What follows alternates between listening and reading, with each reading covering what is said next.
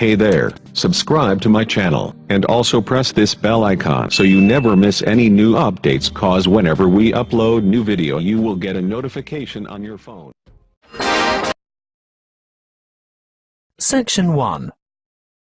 You will hear a conversation between a guest and the receptionist at a hotel. First, you have some time to look at questions 1 to 5.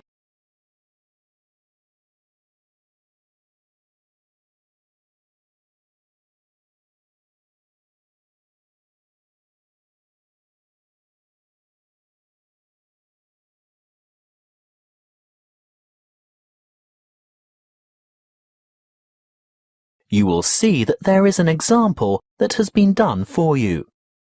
On this occasion only, the conversation relating to this will be played first. Good afternoon.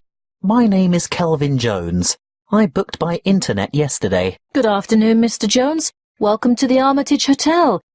Can you spell your first name for me, please? Certainly. K-E-L-V-I-N. Thank you.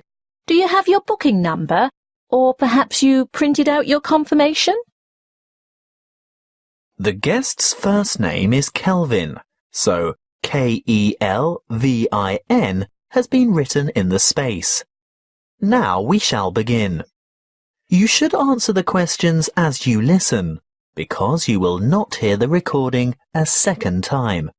Listen carefully and answer questions 1 to 5. Good afternoon. My name is Kelvin Jones. I booked by internet yesterday. Good afternoon, Mr. Jones. Welcome to the Armitage Hotel. Can you spell your first name for me, please? Certainly.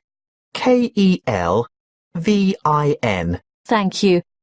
Do you have your booking number? Or perhaps you printed out your confirmation? Yes, of course. I don't have the printout, but I did remember to note down the number. It's 00L2381420. Thanks. 00L2381420. Oh, I see you've stayed with us before. Yes, on several occasions. And do you still have the same vehicle registration number? HQW5919? Well, no. This time I have the company car. And what is the registration number? Oh dear, I can't remember. Hang on a minute. Here it is on the keyring. HUV 3331. Thanks. HUV 3331. Now, today is the 21st of May, and I see you've booked a deluxe room on the 5th floor, room 501. Really? I booked a deluxe room? I usually only ever have a standard double room. It's the off-season, Mr. Jones, and we've upgraded you. How nice. And what does the deluxe room have? Is it as good as a suite? Almost. It has all the usual, plus a spa bath, fully stocked bar fridge, a king-size bed, and a balcony. Is there a view from the balcony? Yes. Is that a view of the bay? Yes, and a glimpse of the Blue Lagoon as well. Very nice. I hope it'll be warm enough to sit out there. We can't guarantee the weather, Mr. Jones, although we do try to make your stay as comfortable as possible. Thank you. Now that you mention comfort, is it possible to have some extra pillows, please? I have a sore shoulder, you see, and I need to prop it up at night, or I don't get any sleep. Well, you'll find pillows on the bed, of course, and we can send up a couple more later. Well, I'd appreciate that. One more thing. You paid by credit card over the internet. Can I see your credit card, please? Oh, of course. And some photo ID? What would you like? Driver's license? Yes, that's fine. You're staying for 5 days, is that right? That was the original plan, yes. But the conference has been cut short by 2 days because the keynote speaker is ill. So I'll be going home on Wednesday. So that's just 3 nights in all. Afraid so. Before you hear the rest of the conversation, you have some time to look at questions 6 to 10.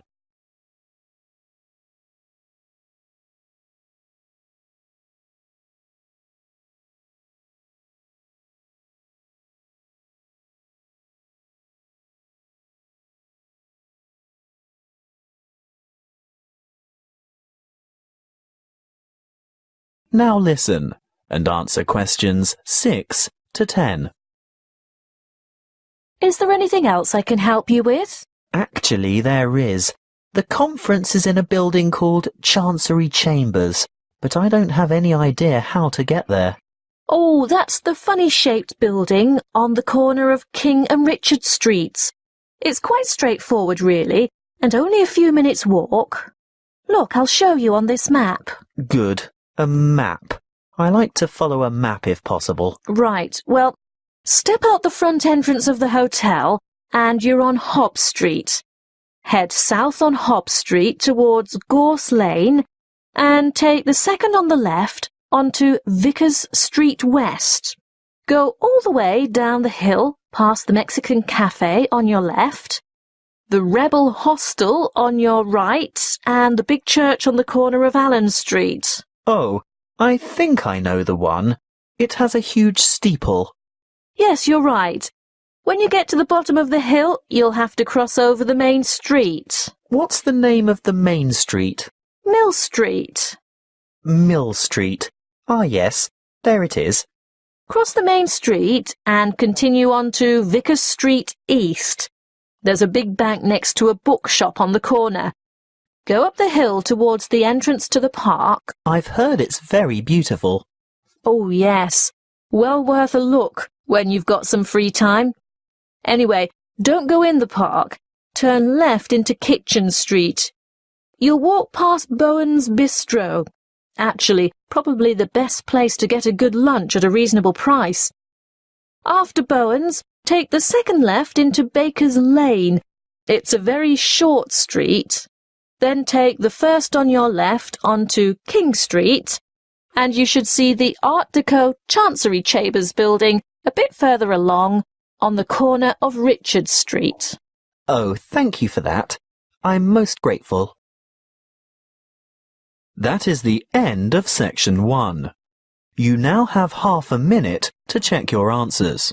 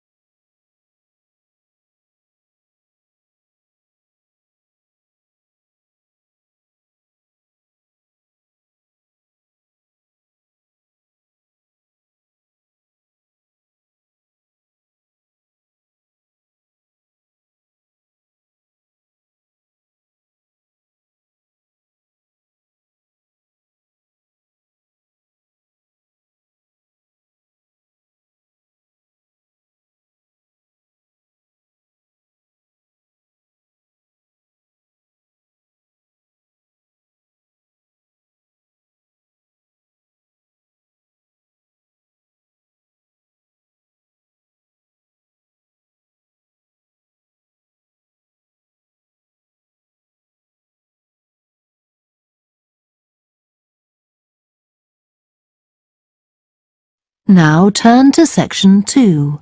Section 2. You will hear a woman who works in a theatre talking to 2 new staff members on their first day of work. First, you have some time to look at questions 11 to 16.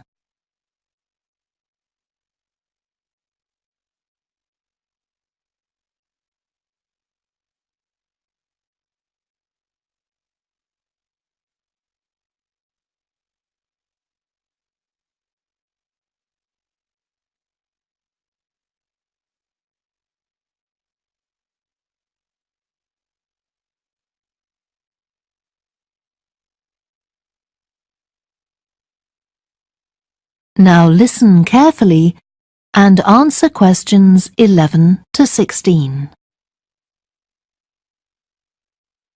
Hi, great to see you. I'm Jodie, and I'll be looking after both of you for the first month you're working here at the Amersham Theatre. I'll tell you something about the theatre now, then take you to meet two of the other staff. It's an old building, and it's been modernised several times. In fact, as you can see, we're carrying out a major refurbishment at the moment. The interior has just been repainted, and we're about to start on the exterior of the building. That'll be a big job. The work's running over budget, so we've had to postpone installing an elevator.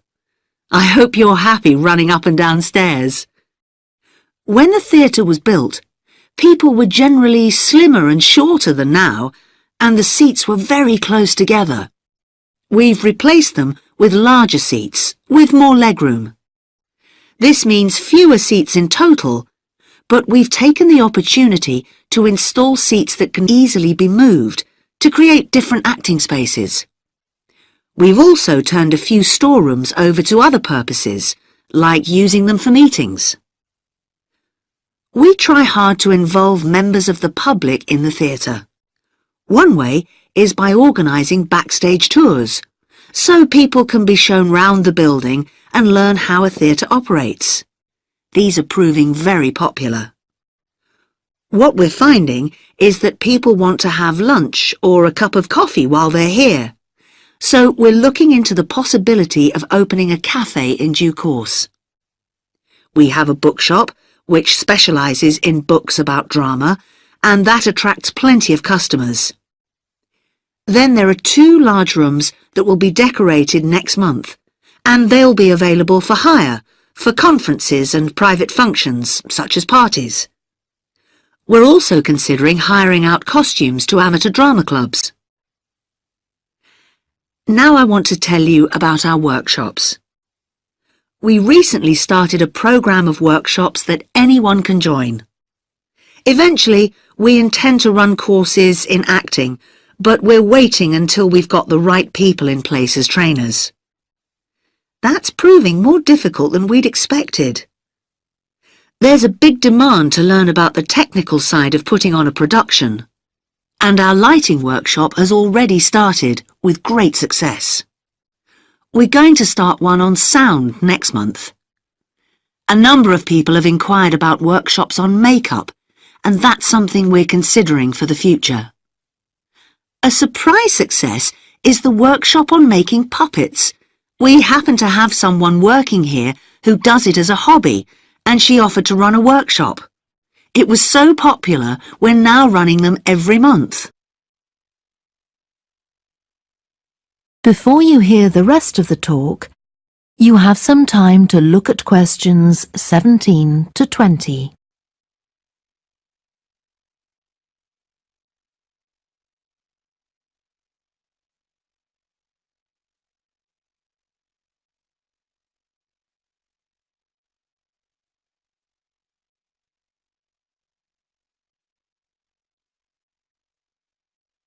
Now listen and answer questions 17 to 20.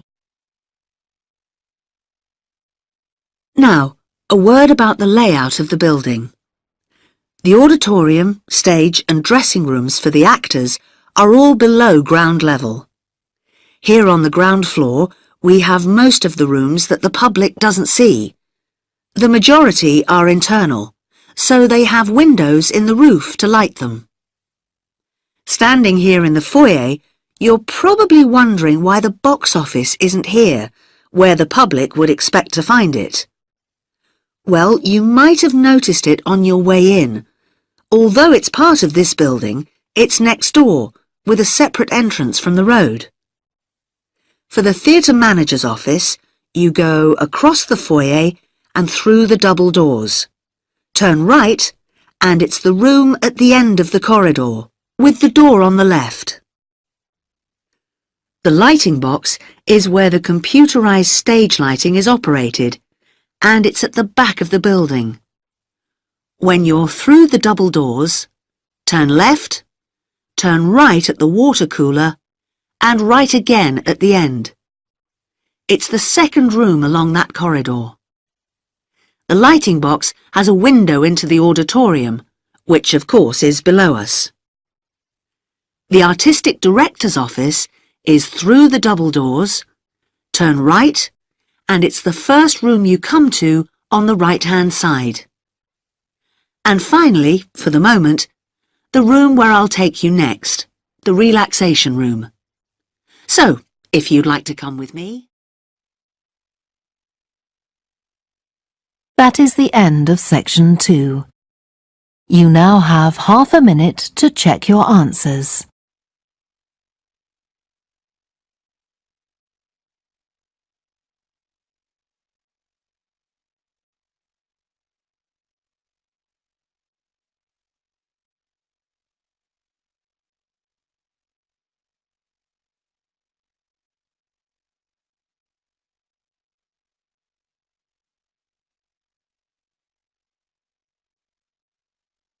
Now turn to section 3.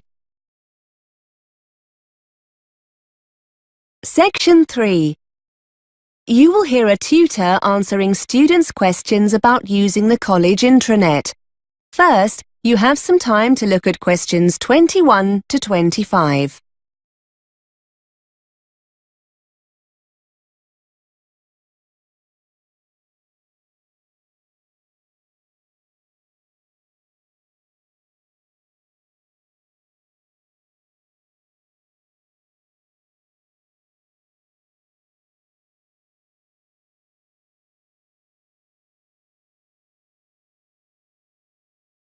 Now listen and answer questions 21 to 25.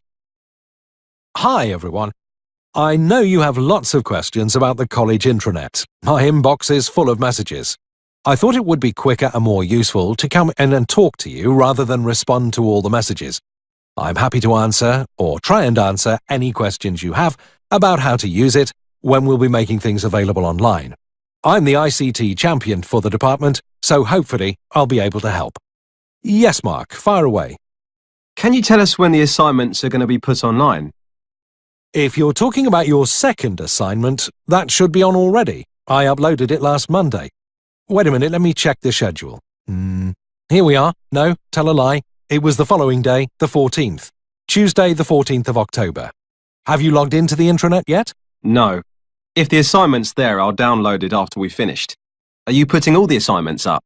Yes, I've been waiting for your subject tutors to email them to me. As soon as I have them all, I'll put them online. There's a deadline of the 24th of November. All course assignments need to be online by then.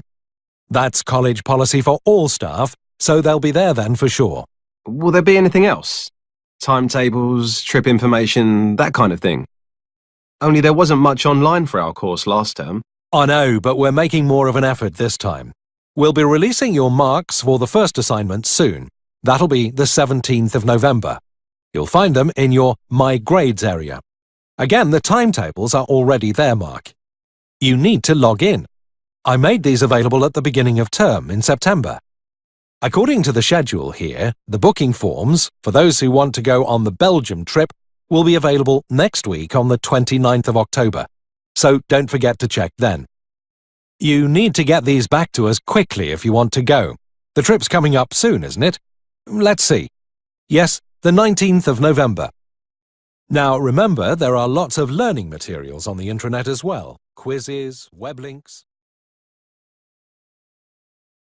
Before you hear more of the conversation, you have some time to look at questions 26 to 30.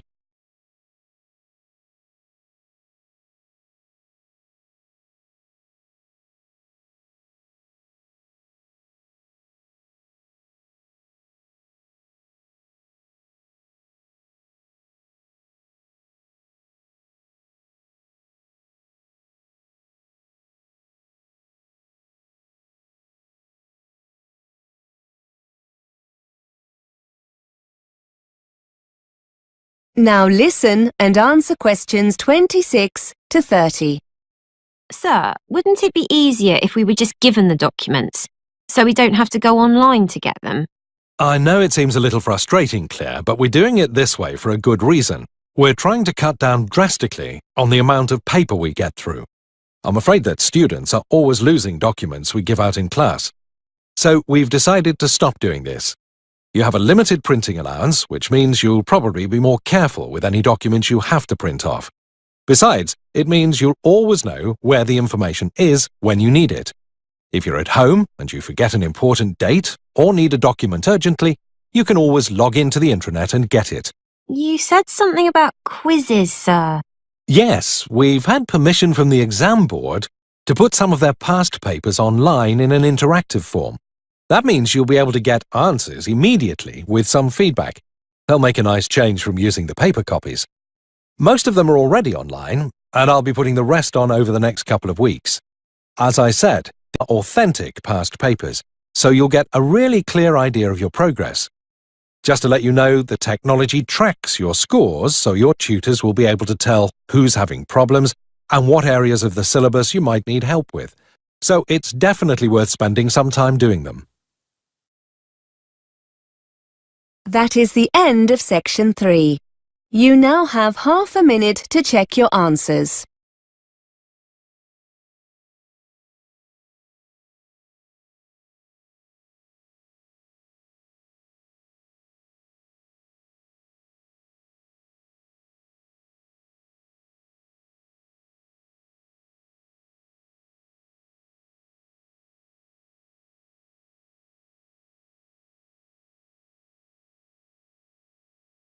Now turn to Section 4. Section 4. You will hear a lecturer giving a talk on cochlear implants. First, you have some time to look at questions 31 to 40.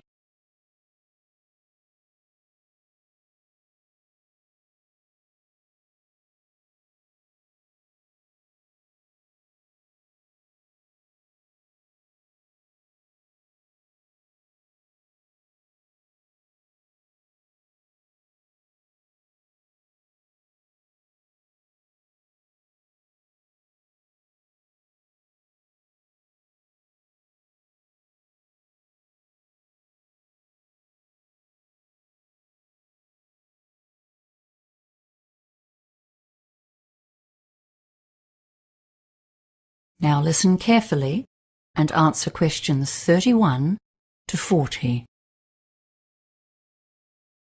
The topic for today's lecture is cochlear implants, which are a relatively new form of technology for assisting people who are profoundly deaf. First, let's revise how normal hearing works. If you look at image 1, you will remember that the ear has 3 sections. The outer ear, or pinna, picks up sounds, which are then channeled through the ear canal to the eardrum, where they are transformed into mechanical vibrations. These are sent to the cochlea, or inner ear. Inside this snail-shaped tube, there are sensory hearing cells that have a variety of functions. The outer hair cells make soft sounds louder and reduce the volume of louder sounds. The inner ear cells transfer this information to the auditory nerve and thence to the brain, which interprets the input as sounds. This sophisticated and sensitive process allows us to process a huge variety of auditory input. For those who are profoundly deaf, the system functions poorly or not at all, and the brain does not receive the input it needs to process and interpret sounds. Image 2 shows how a cochlear implant works. You can see that the implant has 3 main parts. The first external part, behind the ear itself, is the microphone, and at the back of this you can see its associated speech processor, which is a tiny computer. This analyzes and digitizes sounds and sends them to the transmitter, which is worn on the head. Those sounds need to be converted into electrical impulses so that they can be sent to the cochlea. If you look carefully at the image, you can see that just under the skin, directly behind the transmitter, is a surgically implanted receiver. This receives the sounds from the transmitter. It converts these sounds into electrical impulses, which are sent directly to an electrode array that is implanted inside the cochlea itself, thus completely bypassing the ear canal. As you have seen, a cochlear implant does not operate in the same way as the ear, nor, in fact, as a hearing aid. In cases of mild hearing loss, hearing aids can be very helpful. They simply amplify the normal sound waves as they travel down the ear canal.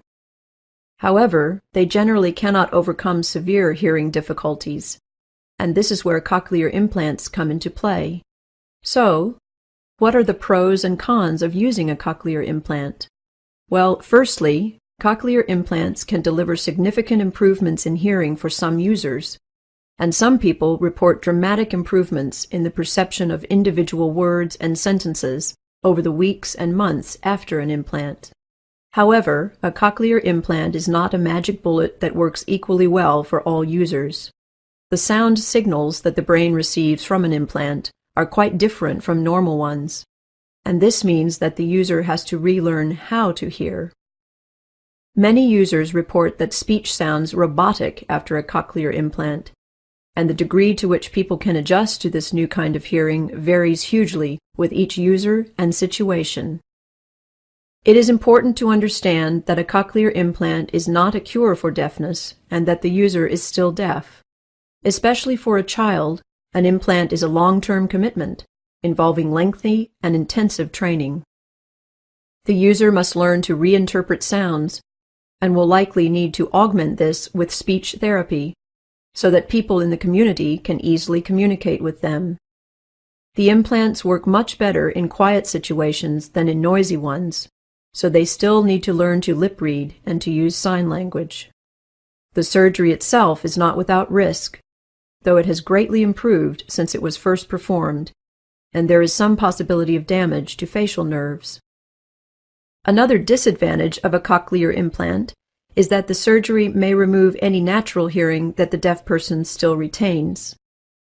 This takes away the possibility of using a hearing aid should the implant not be effective.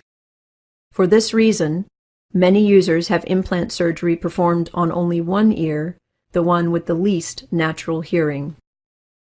So, who is best suited to receiving an implant? Many factors impact on this decision. The most significant one appears to be the duration of the deafness, and as you would expect, those who have been deaf for a long time generally have lower success rates. The second related factor is how old the patient was when they became deaf, and maybe more significantly, whether they had learned to speak before they became deaf. Those who become deaf postlingually generally have better outcomes. Another factor is the health and structure of the cochlea and how many nerve cells the user retains. This is related to the cause of the hearing loss, and recent research is exploring how the spinal ganglion or nerve cells are affected by disease. That is the end of section 4. You now have half a minute to check your answers.